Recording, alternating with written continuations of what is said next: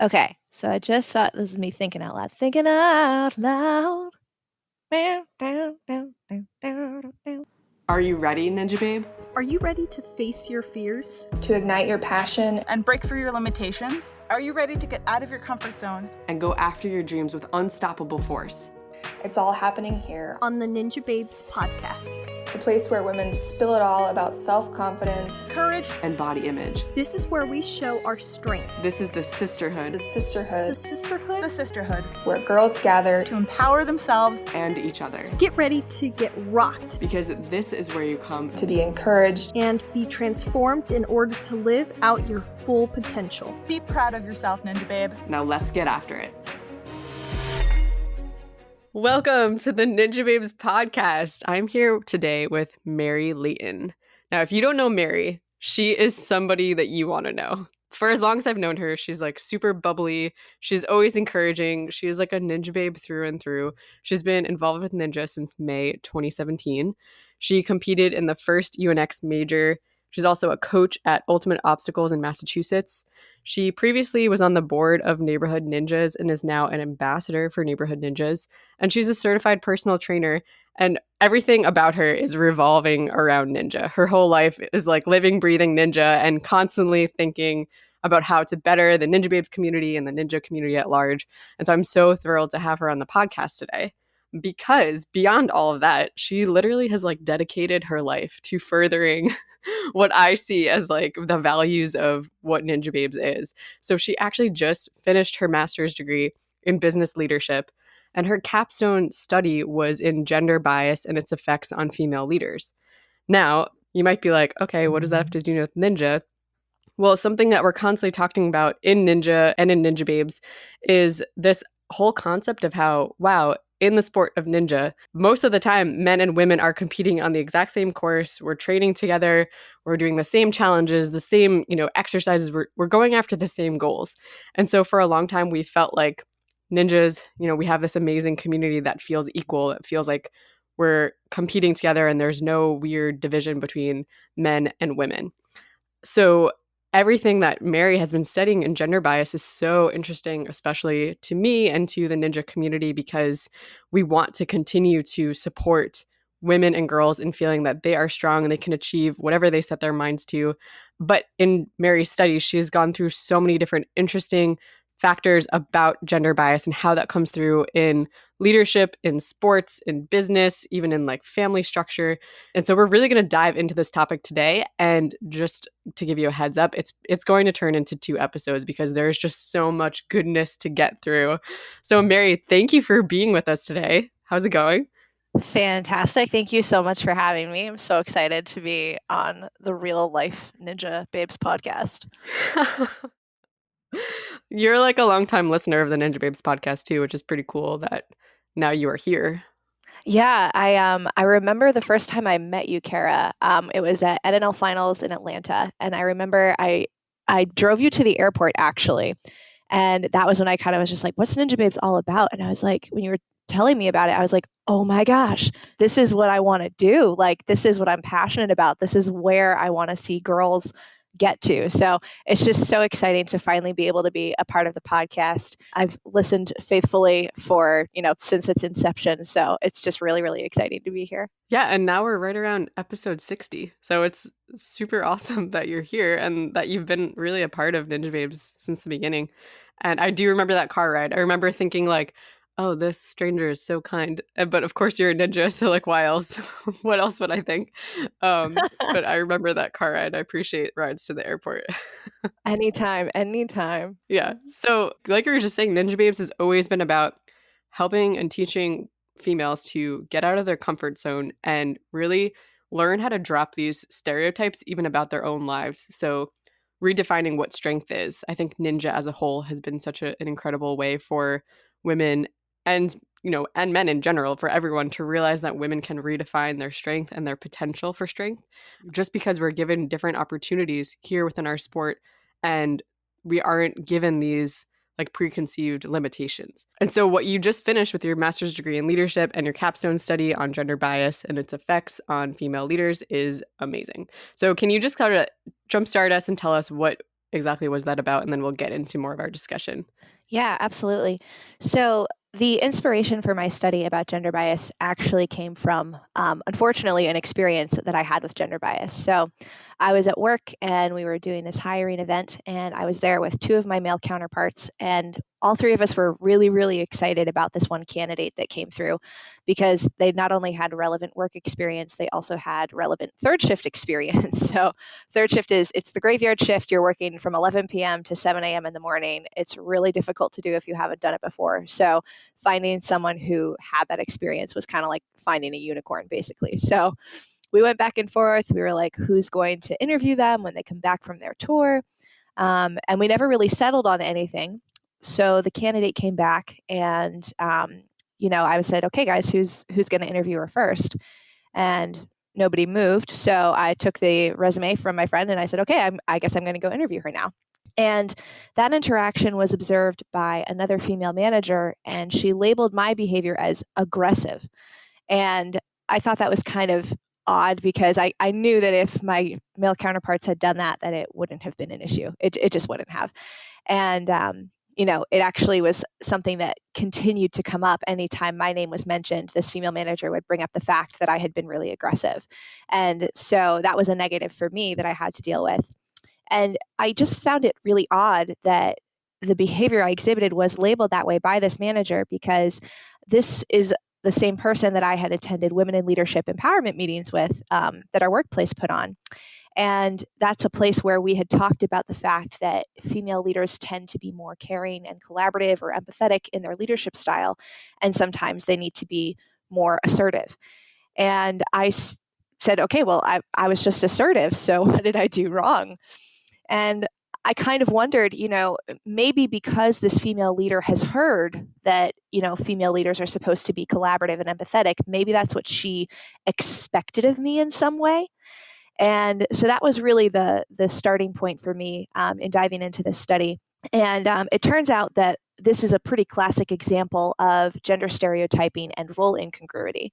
So gender stereotyping, it's basically, you expect certain behaviors from certain genders. So the female gender stereotype is that women are supposed to be very helpful, and communal is the kind of bucket word to describe it, but just very helpful, very loving, kind, helpful to others, and collaborative, empathetic, all of those words. And the male gender stereotype is that men are supposed to behave in an agentic manner. And so agentic behaviors would be being assertive, being aggressive, being a dominant person, making decisions with confidence, and just a very powerful person. And the concept of leadership is most closely associated with agentic behaviors. So when people think leader, they tend to think of the behaviors that a man typically exhibits. So you put a female in a leadership role, and unfortunately what happens is there's a mismatch. There's role incongruity, because the behaviors that you typically expect of a woman are not the behaviors that you typically expect of a leader.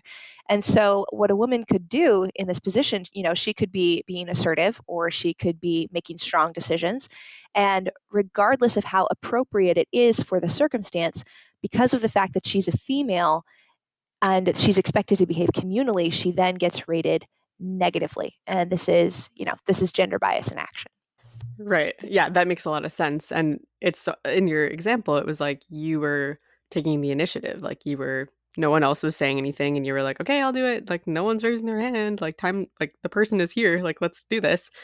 So it's like when you just look at the scenario, it seems like nothing was out of the ordinary. But when you explain it like that, what was expected of you, it was like you were taken out of context in a way. Like it kind of skews the way that you're seeing your skill in this way, because it's labeled like aggressive in a negative sense versus you were just taking the initiative. And so I think to your point, you're kind of saying that if you were a male, for example, that your behavior wouldn't have been labeled as aggressive, but maybe would have been labeled as you were a leader because you took the initiative when no one else stepped up.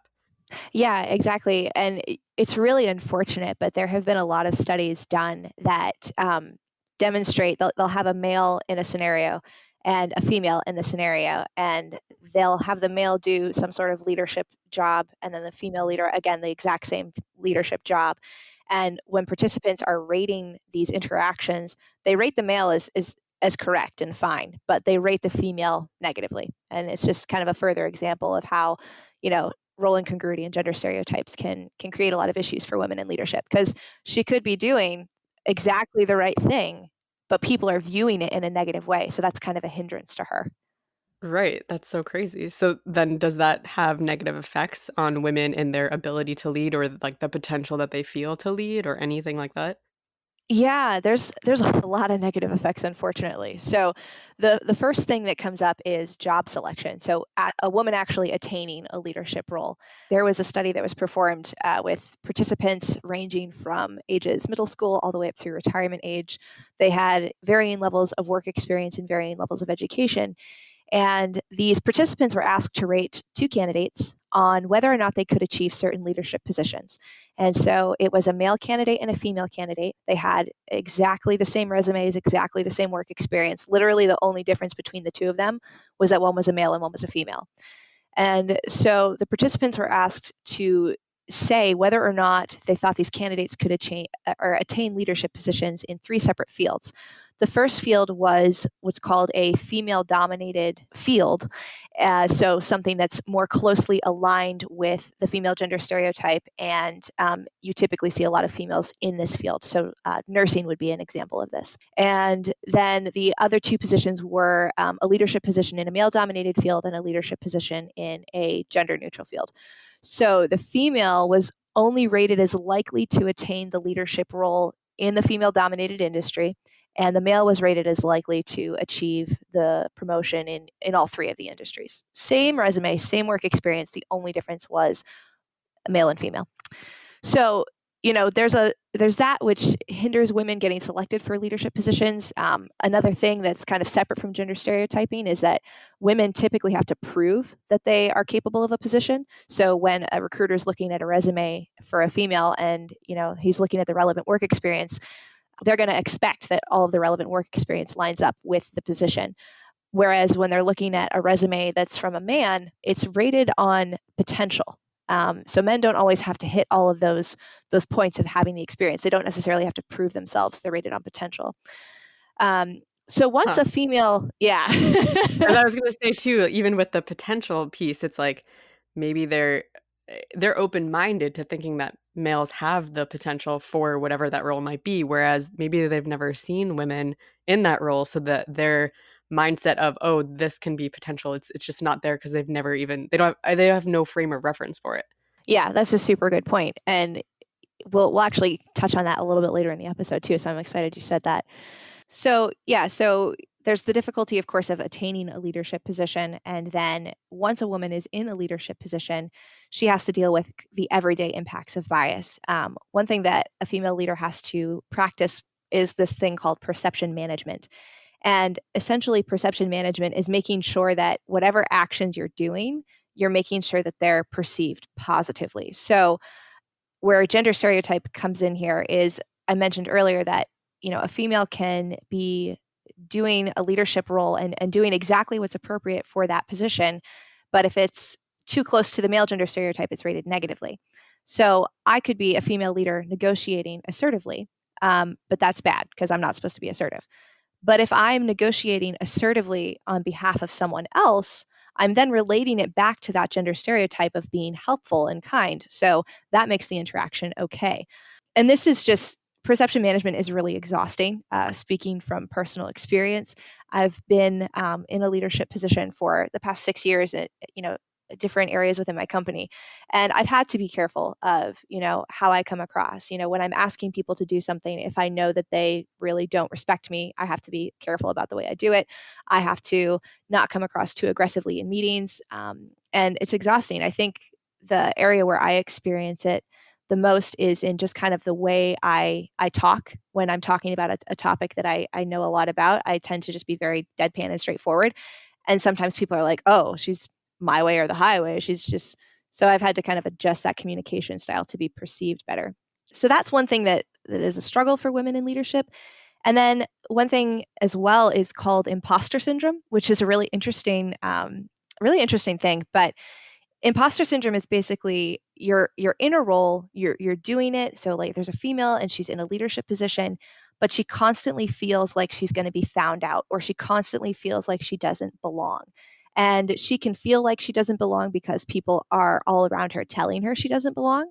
Having to do perception management definitely plays into imposter syndrome because you're kind of changing the way that you would naturally do something to make it okay or to make it be perceived better by others. But this is a really kind of serious thing. Like, even if a woman is experiencing like success after success in this leadership role, this is still like a psychological thing that happens. And I think the biggest issue with all of these things is just that it's more that a woman has to do in order to be successful wherever she is. Things like perception management, things like dealing with imposter syndrome, those are just things that men in leadership roles, they don't have to deal with. So it becomes an additional obstacle that female leaders have to overcome in order to be successful. Yeah, I mean, something that I'm thinking about is I've seen even in TV depicted and things like that, but I think even in my own personal life, sometimes when women in leadership are assertive or are like taking command and taking control, they can be labeled as bossy, like in a negative way, like, oh, you're my mom telling me what to do or whatever.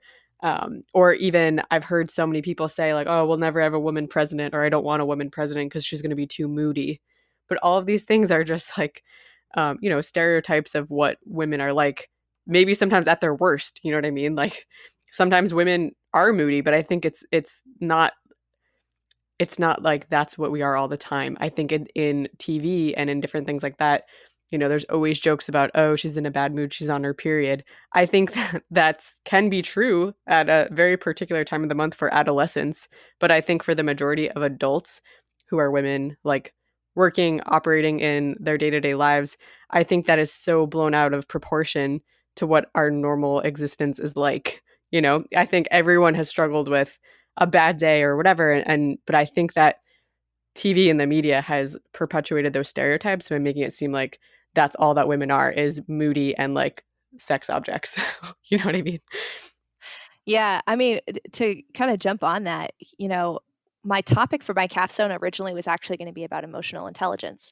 And emotional intelligence, it's a leadership concept. It's been around for a while, which was, kind of why I decided to not do it, because a lot of people had already talked about it. But emotional intelligence is essentially understanding how you communicate to the world and how people perceive that communication, and then also just learning how your followers communicate with you so that you can have effective communication. And there's a lot of self-awareness that comes with that.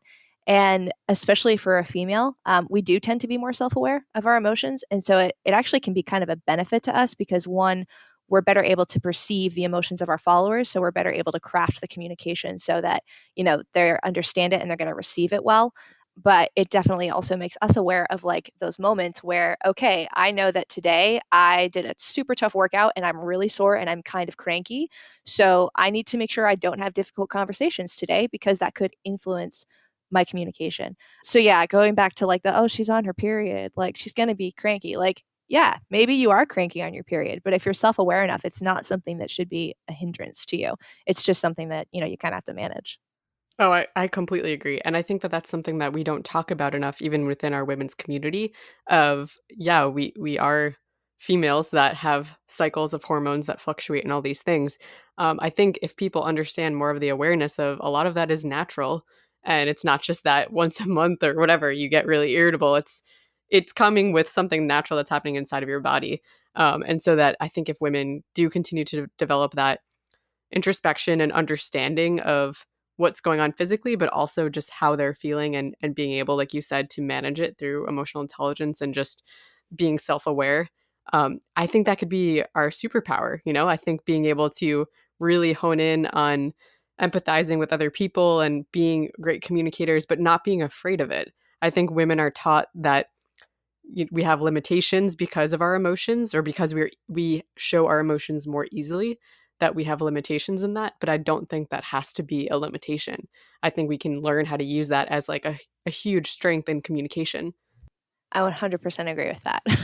So in your studies and in your research, have you found that there's a way that role incongruity and gender stereotypes transfer into the world of sports? Yeah, so this wasn't actually part of my formal study, but when I knew I was going to be jumping on the podcast and talking about this, I really looked into, how does all of this transfer into the world of sports? And one of the things that I found that was interesting was called Title IX. And for anybody who's a sports science major, they're probably familiar with it. But Title IX was a law that was put in place in 1972, and it basically stated that in order to receive federal funding, educational institutions had to have equal opportunities and equal representation for both genders in educational studies. And what most people didn't realize until after the law was passed was that educational studies included sports. And that was a huge issue. There's a lot of interesting history about Title IX. I actually encourage a lot of you guys to look it up. But basically, the message from this is women were not welcomed in sports at all. They just traditionally have not been equally represented or had equal opportunities because of the fact that, it's not a womanly thing to do. And one example, actually, that I thought was really interesting, I was listening to the Haley Shapley episode where you talked about her book, Strong Like Her. And what was discussed was the examples of media representation of these strong women. So women who had accomplished like great things in sports. And so the accomplishments were discussed, but what was also always in there was a comment like, you wouldn't think she could cook, but she's great. She bakes bread for her mom every weekend, or she's a really great mom. She's so family oriented. And that's actually an example of the media doing perception management, because they're probably aware of the fact that a strong woman doing manly things isn't going to be perceived well. So in order to kind of temper that, they added in like, oh, and she's a really great mom. Oh, and she's really, she's doing these things that like you expect a female to do, and she's great at them. So she's still a good woman. So yeah, females have just not typically been welcomed in sports. And one like really sad statistic is that, 50% of girls will drop out of sports by high school. And 71% of those girls say that it's because they felt like they don't belong. And first of all, feeling like you don't belong is that's a huge issue for me. That breaks my heart. But also, there's so many benefits to kids participating in organized sports. Actually, one thing that made me excited was that, you know, a lot of female leaders who have reached top spots within Fortune 500 companies, almost 90% of them were in some way involved in organized sports through high school and as a kid. And they talk about all the valuable lessons that they were taught. So, for 71% of these girls to say they feel like they don't belong, I mean, that's heartbreaking. Yeah, and I think I'm sure we're going to talk about this more later, but I think that's something that we pride ourselves in the ninja world, that we do want girls and women to feel like they belong and that they have a place here and that they can excel, they can learn, and they're welcome. Absolutely. But I know that we have more to say about that later. Yeah. This is a jam-packed episode. Oh, just a sec. It's summer. Warmer months are here. Do you have a refreshing drink to keep you hydrated during your workouts? Blending up some Propeller Life amino acids with ice before a workout is the perfect way to hydrate. It's what I've been doing in these warmer days, and I love it. It's the best way to fuel up before getting into a sweaty summer workout. Then, after I've worked hard and need to refuel for optimal gains, I drink Propeller Life protein.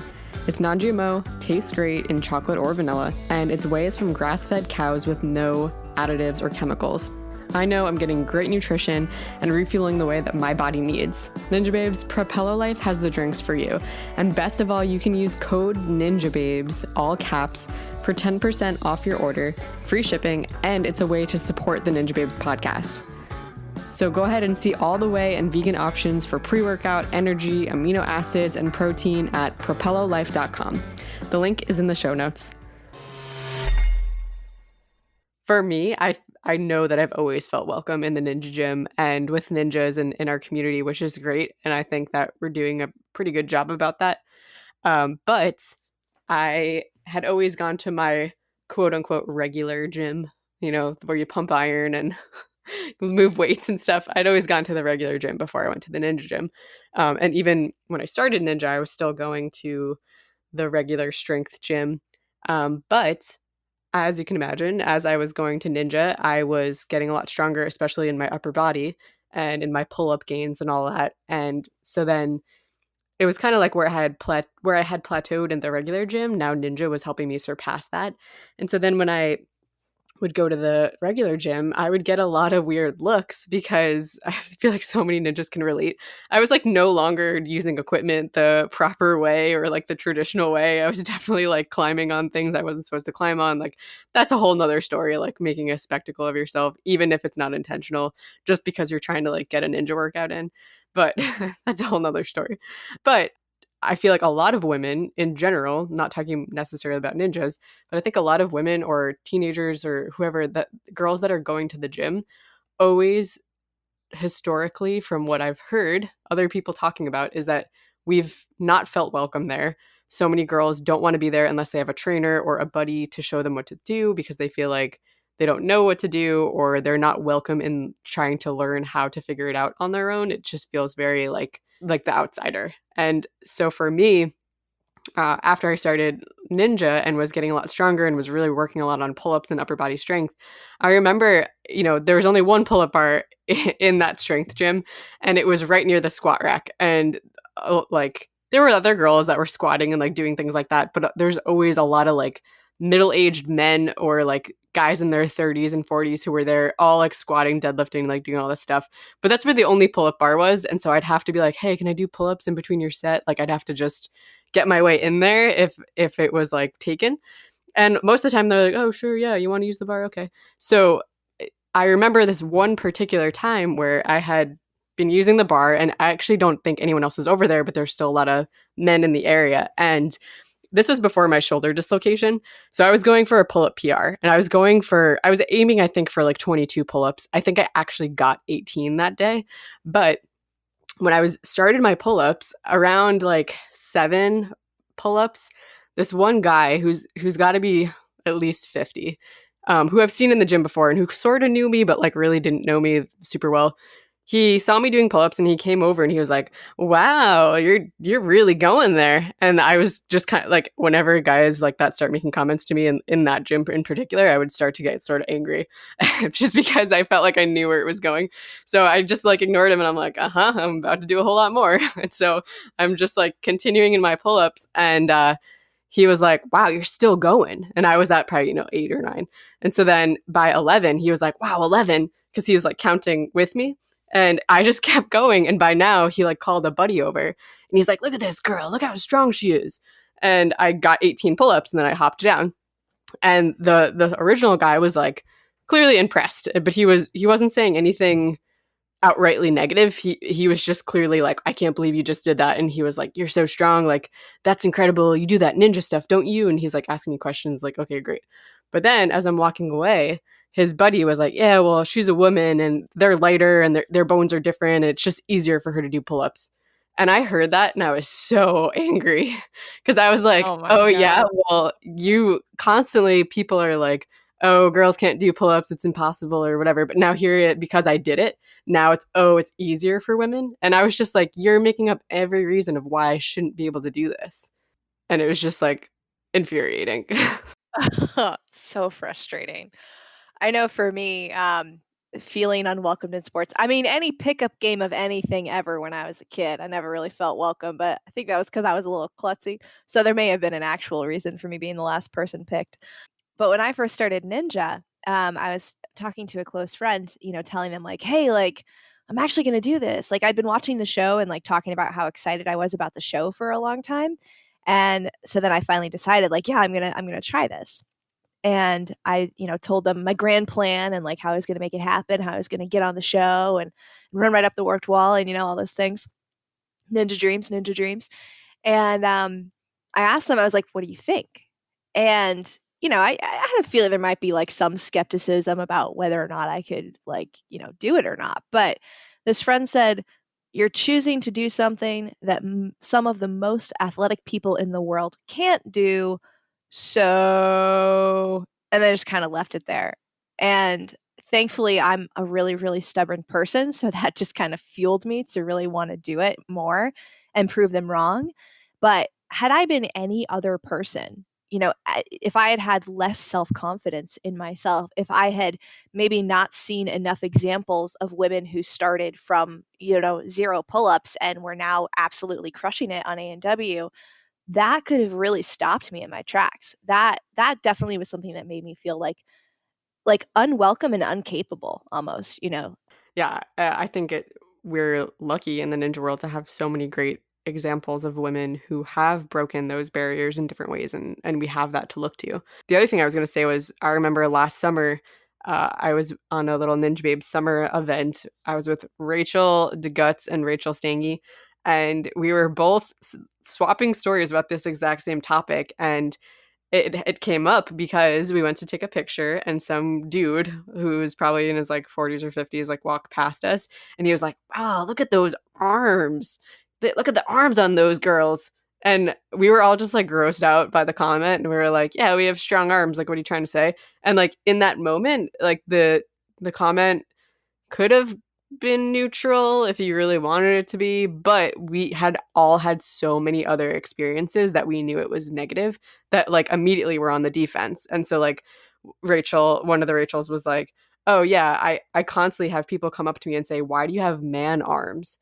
And she was like, "I don't have man arms. I have my own arms, which are strong woman arms." Like comments like that. And so it's just like I feel like I've personally gotten upset or just defensive immediately before, because I feel like I've had so many other situations where it's definitely negative that then when it comes up even in the slightest, I'm like already on the defense. And I'm like, "What are you trying to say about my body?"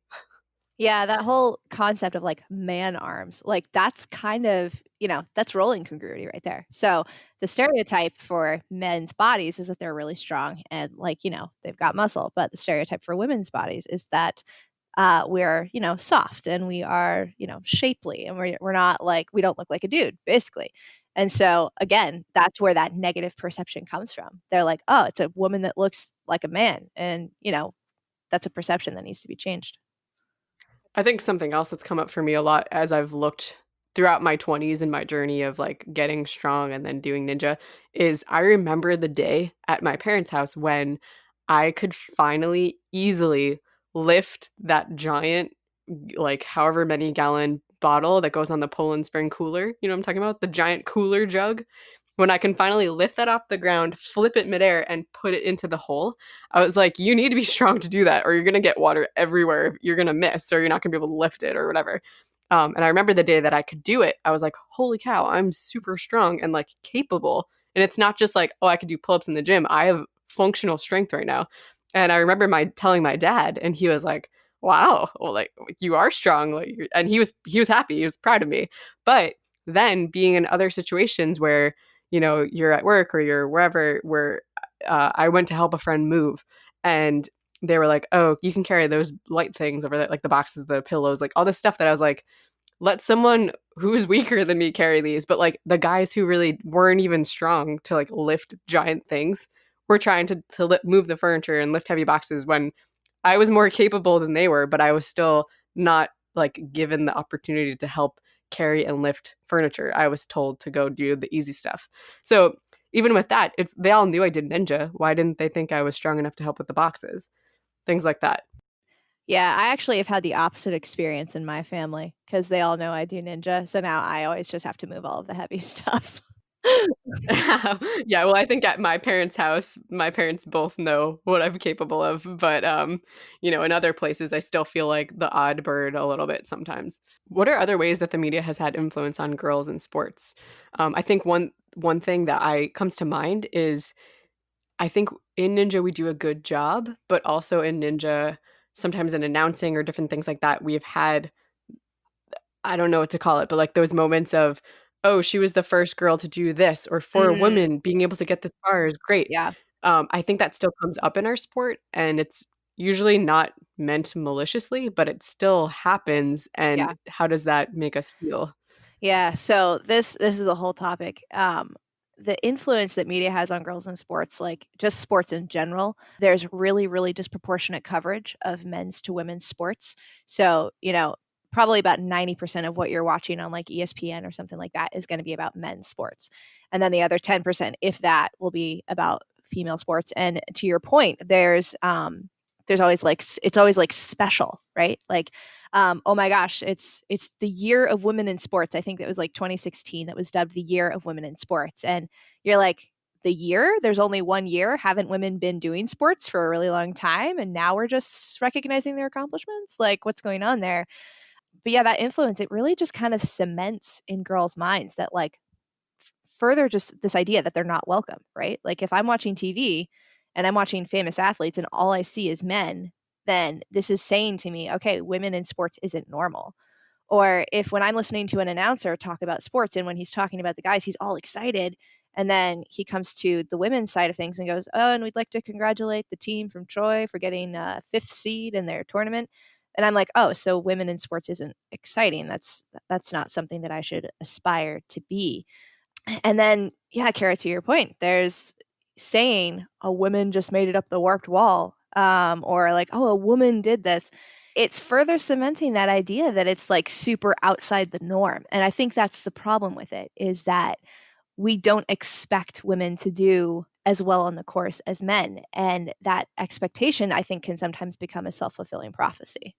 It's interesting because people listening, even right now, might say, well, if you look at our track record, yeah, guys usually do better than women on the course. What say you, Mary? Oh, what say I? Oh, Kara, that's a huge can of worms. Ninjababes, I hope you've been enjoying this discussion so far.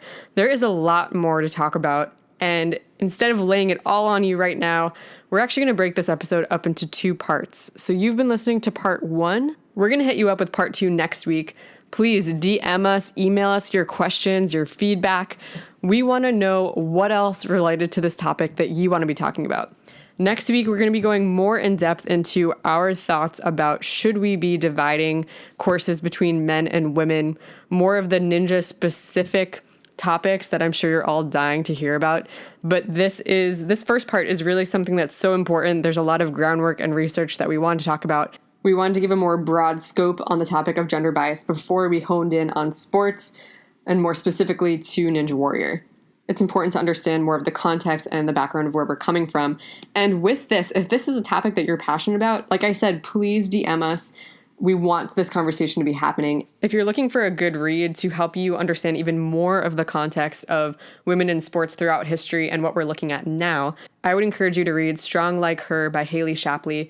Haley was on the podcast a few months ago talking about her book, but so much of what we're talking about in this week and next week's podcast episode is also touched upon in Haley's book, and it's a great read. Maggie Thorne's in the book. There's amazing photos. I love the book. So if you are looking for something related to this topic, check it out. I'll link to it on Amazon in the show notes here. So stay tuned for part 2 next week. We are so excited to get more specifically into the topic of gender bias in Ninja Warrior. Does it exist in Ninja Warrior? I do believe that our community is different and unique and taking a unique approach to things in relation to the rest of sports in America. But I do think there are areas we can be better and areas that we need to hold tight to the ways that we've been doing it well and not conform to the way other sports are operating. So we're going to talk more about this next week. Send us your thoughts and we'll see you soon, Ninja Babes. Remember, be strong, be you, be a Ninja Babe.